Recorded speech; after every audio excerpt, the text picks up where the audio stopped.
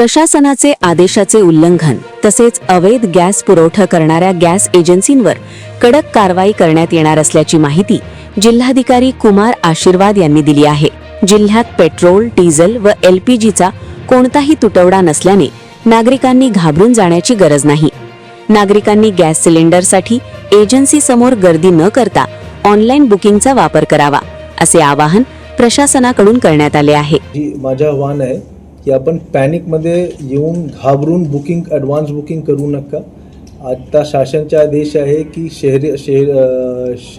शहरात एक वेळी आपण बुकिंग केलं त्यानंतर 25 दिवस नंतरच आपण बुकिंग करू शकाल आणि ग्रामीण भागात 45 दिवस नंतर आपण बुकिंग करू शकाल। तर ॲडव्हान्स बुकिंग करण्याच्या कुठल्या प्रकारचा अर्थ नाही आहे आणि ॲडव्हान्स बुकिंग करण्याची आवश्यकता पण नाही आहे, कारण जेवढा सप्लाय आमच्याकडे आहे तेवढा पुरेसा आहे। जेवढा आधी सप्लाय अगोदर सप्लाय होता, हे युद्ध सुरू होण्याच्या आधी जेवढा सप्लाय होता तेवढेच सप्लाय आताही सुरू आहे। सप्लायमध्ये कुठल्याही प्रकारची कमतरता आलेली नाही आहे, म्हणून आपण घाबरू नका।